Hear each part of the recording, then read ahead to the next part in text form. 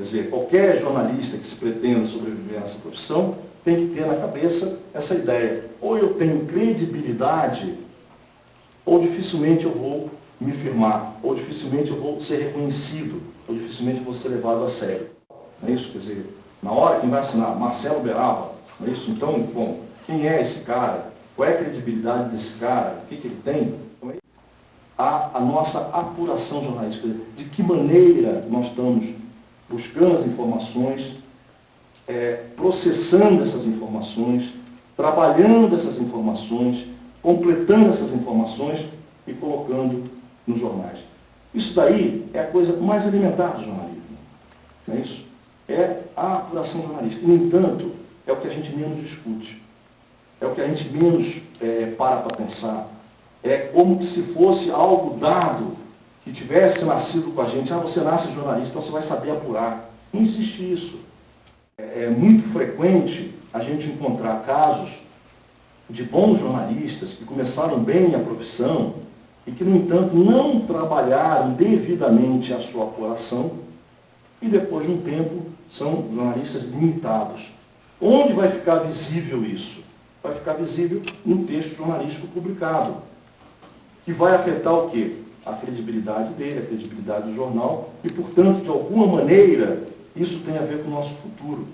Uma pessoa nova, recém-saída da faculdade ou recém-saída de um curso de foca e tudo mais, chega numa redação, imagina que vai ser recebido, ó, meu primeiro dia de trabalho, estou chegando aqui para começar, legal, porra, emocionado, a mãe da véspera, pô, vai dormir mais cedo, o pai deu os conselhos lá, olha, não é bom levar uma merenda, pô, que merenda, mãe, vamos trabalhar. Chega na redação, numa redação de jornal, a situação que ele encontra, e que ele nem imaginava, é de desespero. O pauteiro está lá desde de manhã, com 15 pautas para serem feitas, 4, 5 repórteres, e aí chega um infeliz lá, se apresenta, olha, todo tímido, eu sou fulano.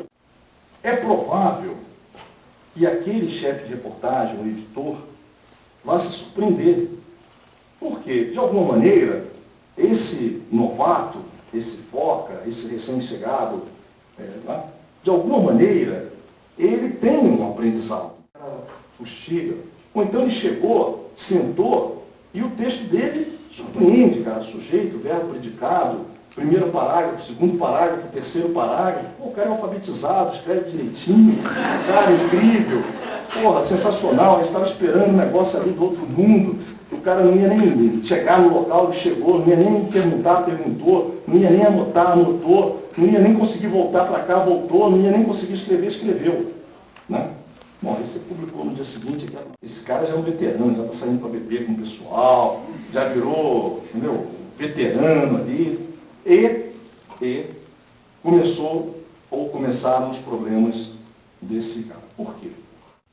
Agora, as deficiências que esse profissional tinha e que não foram identificadas imediatamente e que ele próprio não teve consciência delas e foi tocando a vida, elas vão emergir de uma maneira mais forte mais para frente. Então é o repórter que tem uma deficiência, ele é muito bom nisso, mas não sabe fazer aquilo.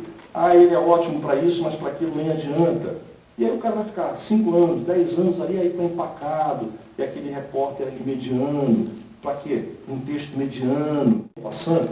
Mas a ideia é que vocês pensem, parem para pensar, primeiro, na importância da apuração jornalística na questão do jornalismo. Sem isso, olha, gente, vai ser professor de teoria da comunicação, fazer o que quiser, mas ou domina a questão da apuração, ou dificilmente não vai para frente. No dia seguinte, o mesmo Correio Brasiliense veio com uma outra manchete sobre o caso. E a manchete era a seguinte. Vocês imaginam que tem uma página grande, né? O Correio errou. Inscreveu essa página no Prêmio ESSO daquele ano e ganhou o Prêmio ESSO de melhor contribuição à imprensa por ter reconhecido um erro na primeira página. Ou seja, no dia seguinte, que a empresa é de São Paulo, não do Paraná, e que o seu nome é BDO Directa e não DBO Direct. Ou seja, ele teve informação naquele dia mesmo ele escreveu, não sem procurar a principal figura estava ligado e sem ter checado os nomes das empresas que estavam envolvidas. Errei por ter confiado em uma única fonte, sem qualquer documento que garantisse a veracidade do que eu ouvi. E sem ter procurado checar por outros meios a história que me foi contada. Errei por ter me apressado a publicar o que ainda não tinha como comprovar. Por fim, errei ao levar o jornal a cometer erro tão grave. Peço desculpas aos leitores e a todos que involuntariamente prejudiquei.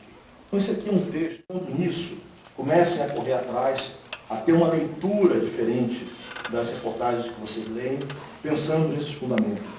De que maneira essa matéria poderia ser melhor? Se eu estou sentindo que tem uma falha nessa matéria, que tem um buraco nessa matéria, que fundamento ela não está correspondendo? Não é assim, pô, é um absurdo, ninguém faz isso tudo mais. Mas se você for pegar diariamente as matérias, você vai encontrar, não vai encontrar esse exemplo, vai encontrar exemplos quase parecidos com esse. Segundo o juiz, abre aspas, a sentença sairá daqui a 3 dias. Segundo o deputado, abre aspas, vamos ter sessão amanhã na Câmara dos Deputados. Não sabe para que você quer aquela entrevista. Você não parou para pensar quais são os seus objetivos naquela entrevista. Se você não dominou o assunto e se você não se preparou adequadamente para aquela entrevista, a chance de você sair dali com uma boa informação é mínima, é muito pequena. De forma que enriqueça a reportagem. Eu não estou me referindo à volta do nariz de cera ou àquele texto ali rebuscado, meloso, né, adjetivado. Não estou me referindo a isso, estou me referindo ao seguinte: de que maneira a informação que você está vendo é relevante, fundamental para aquela matéria. Justiça. É impossível você imaginar hoje um repórter de polícia como era antigamente. O repórter de polícia bastava conhecer os delegados. É isso? Hoje, se você não tem o mínimo conhecimento de como eu vou trabalhar a estatística de criminalidade, como eu vou entender o fenômeno da criminalidade, o fenômeno social da criminalidade, como eu vou trabalhar a ideia de como a polícia deveria estar operando, o que é política de segurança pública.